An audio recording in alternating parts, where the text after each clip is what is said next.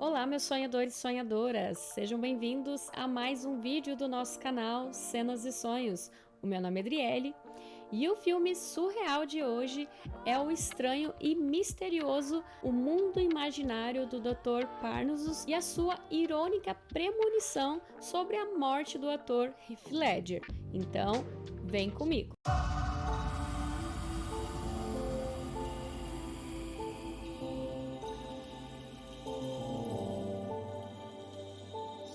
E antes de começarmos esse vídeo, eu já vou pedindo para vocês se inscreverem aqui no canal, deixar aquele like surreal e também colocar aqui nos comentários o que vocês têm achado dos vídeos deste canal e também a sua opinião sobre o mundo imaginário do Dr. Parnassus. Lançado em 2009 e dirigido por Terry Gilliam, que também dirigiu filmes surreais como Brasil, o filme, de 85, Os 12 Macacos, de 95, Medos e Delírios, de 98, entre outros filmes surreais do Terry Gilliam. O Mundo Imaginário do Dr. Parnassus é um filme que mistura fantasia, drama e uma boa dose de surrealismo. A história gira em torno do Dr. Parnassus, um antigo monge imortal que agora lidera uma trupe de teatro itinerante que se chama Imaginarium do Dr. Parnassus. E o grande destaque é um espelho mágico que leva as pessoas a um mundo imaginário ilimitado. Sabe aqueles quadros surrealistas, René Magritte, Salvador Dalí, que mistura sonhos, loucuras com a realidade? Então nós vemos aí tudo em tela nesse filme brilhante e criativo. O Dr. Parnassus é interpretado magnificamente aí por Christopher Plummer, que faz um pacto com o diabo, o Sr. Nick, que é interpretado pelo excêntrico ator e músico Tom Waits.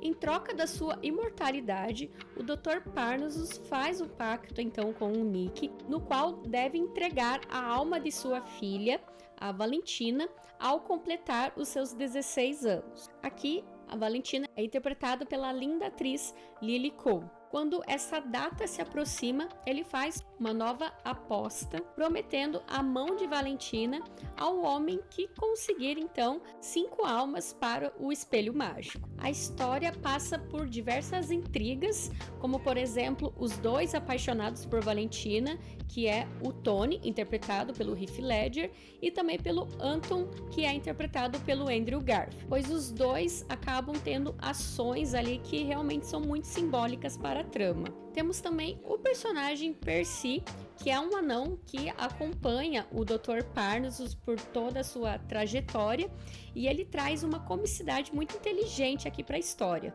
E, gente, eu tenho que falar aqui para vocês que o mundo imaginário do Dr. Parnassus é um dos meus filmes prediletos. Eu sou apaixonada por esse filme, já assisti trocentas vezes, já perdi as contas. Parece que cada vez que eu assisto, eu percebo um detalhe diferente e pesquiso sobre ele. Visualmente, esse filme ele é magnífico.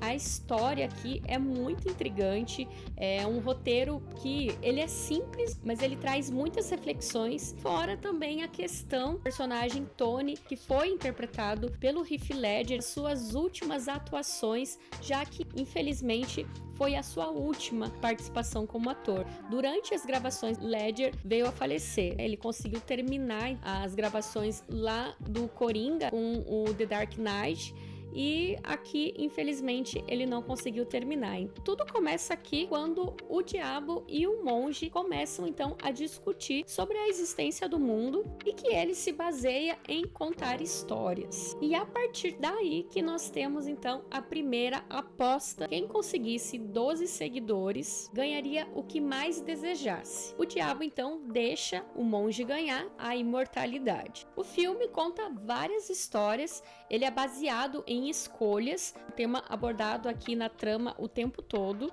e são aquelas verdadeiras escolhas, né? Aquelas que realmente mudam a nossa vida e que só percebemos se foram boas ou ruins quando as consequências aparecem. A trama ela vai se desenrolando aqui de uma forma, né, onde os poucos espectadores que pagam para assistir a apresentação, eles acabam então sendo escolhidos ali e eles atravessam então esse espelho mágico ali quadriculado, bem hipnótico, e lá dentro também eles acabam escolhendo alguns caminhos que podem ser bom ou ruim. Mas como isso tudo acontece dentro do espelho, que simbolicamente é o imaginário do Dr. Parnassus, ele faz uma meditação, ele entra no momento ali de êxtase, e aí quando a pessoa adentra o espelho, né, a magia acontece. Então, o imaginário do Dr. Parnassus nada mais é do que o inconsciente dessas pessoas refletindo ali os seus medos, as suas memórias, as suas vaidades, os seus vícios, e lá dentro então eles podem vivenciar as suas fantasias mais íntimas. O filme nos mostra então mais uma vez uma oportunidade de escolha entre a luz e as trevas, a alegria e a melancolia. Lá dentro, nesse mundo simbólico, a pessoa ela pode ter uma experiência revigorante e voltar à realidade, tornar-nos ganhando uma alma, ou a escolha de um caminho não tão bom assim, e a pessoa acaba morrendo lá dentro, ganhando então o diabo uma alma de brinde. Temos uma visão aqui como se fosse um yin yang, né? Tem umas cenas aqui que trazem preto e o branco, o bem e o mal. Então a dualidade aqui ela é representada como se fosse os dois lados de uma mesma moeda. Num jogo eterno aqui dos personagens, como se eles fossem meras peças inocentes de uma aposta entre o bem e o mal. O filme discute vários temas, um deles é a questão da ausência de valores em um mundo corrompido pela ganância. Nós temos também indícios sobre mentiras, né, que na verdade pode partir de uma pessoa, mas também de uma imprensa, de uma mídia. Tem questões aqui também que fazem referência à astrologia, né, ao ocultismo, de uma forma geral. Inclusive, nós temos uma fala aqui do Nick, né, do Sr. Nick, que faz a representação do diabo, né, ele diz o seguinte: nunca me envolvi com essa coisa de magia negra, nunca fui muito bom nisso. Uma questão aqui que é muito marcante é a questão da imortalidade, né? A morte, o renascimento. Inclusive tem uma cena que acontece dentro do espelho, tem vários simbolismos egípcios, temos uma pirâmide, a serpente, alguns ícones, alguns nomes ali como a princesa Diana, né, que são pessoas que faleceram, mas que ficaram imortal perante a mídia. Então tem algumas referências aqui que são muito bacanas de perceber. O próprio palco, né, que também é a casa dessa trupe, né, no topo da sua carroça ali, que também faz parte do cenário quando tá montado ali para as apresentações, a pirâmide com o olho que tudo vê, a representação dos signos do zodíaco.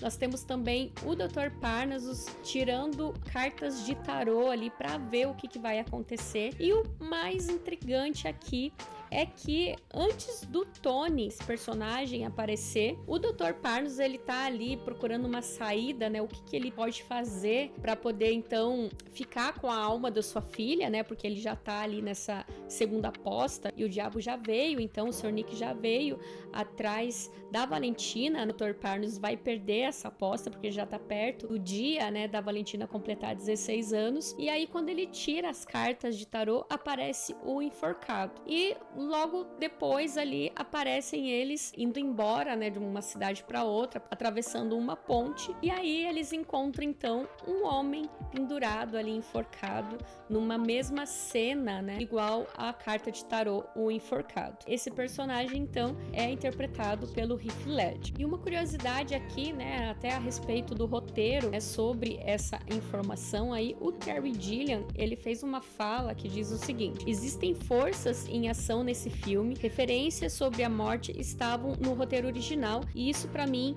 é que é mais assustador. Então, o Terry Gilliam, ele deu esse tipo de declaração, porque não tem como a gente desassociar a questão de temas desse filme, falando sobre imortalidade, falando sobre morte, e aí acontecer no meio das gravações, infelizmente, a morte do Heath Ledger por overdose de medicamento. Ele estava tomando vários medicamentos de antidepressivo, sedativo para dormir. Ele foi encontrado morto no dia 22 de janeiro de 2008, então foi durante as gravações. E aqui uma outra coisa bem interessante foi como Terry Gilliam, os roteiristas, todos que estavam ajudando ali, inclusive os atores, como encontrar uma maneira de finalizar esse filme até como uma homenagem ao ator. E a maneira que eles fizeram isso foi surreal, foi magnífica, porque quando os personagens adentram ao imaginário do Dr. Parnassus, como se eles acessassem ali a sua outra personalidade. E aí toda vez então que o Tony atravessa o espelho, né, do outro lado então aparece a sua outra personalidade. E os atores então que faziam essas trocas, o Jude Law, o Colin Farrell e o Johnny Depp, que na verdade eram amigos do ator, resolveram então fazer essa troca de personagem, resolvendo toda essa situação de conseguir então finalizar esse filme. Então fica uma coisa hilária, né? Porque o personagem Tony, ele usa também uma máscara como participação ali da trupe. Ele veste então um personagem que inclusive é de um tipo de teatro renascentista ali da época do Renascimento, que é comédia dell'arte, que são vários personagens que utilizam meia máscara ali, e ele acaba então usando uma máscara de um Zane, que é habilidoso, mentiroso, né? Também usa ali algumas características de um outro personagem que se chama Pierrot. Então ele traz toda essa questão teatral ali, que inclusive ajuda então nessa questão da máscara, resolve uma situação onde eles têm que trocar o personagem. Então eles aproveitaram as gravações que tinham ainda, né, que o Heath Ledger conseguiu fazer, e quando ele precisava então adentrar ao espelho, faziam toda essa troca com os outros 3 atores. Então aqui nessa obra cinematográfica surrealista, a gente tem várias referências do movimento surrealista, referências artísticas aqui magníficas, né? Como eu falei agora há pouco, né? O teatro renascentista, a comédia dell'arte, né? Você vê aqui nitidamente que é inspirado no tipo de teatro que eles utilizam, né? Os personagens. Então é muito bacana isso. E o personagem do Tony chega ali nessa trupe, né? Ele traz consigo toda uma modernidade, né? Que inclusive tem como significado essa carta do tarô, o enforcado, dele trazer uma transformação, uma mudança, né? Um renascimento. Então ele tem não só o significado em relação à morte, que muitos podem fazer essa referência, mas como uma questão de transformação, né? De mudança. Então quando ele aparece ali naquela trupe, né? Ele até fala pro Dr. Parnassus ali que eles precisam mudar, né? Que as pessoas estão gostando de coisas modernas, eles estavam ali no passado, né? Que eles precisavam de coisa nova. E aí, inclusive, ele até mostra ali uma revista que provavelmente seja da Valentina, né? Porque a Valentina que gostava de ver muita revista e sonhava com uma família e tal. Então, ele mostra ali uma referência até de movimentos artísticos da arte moderna e contemporânea, né?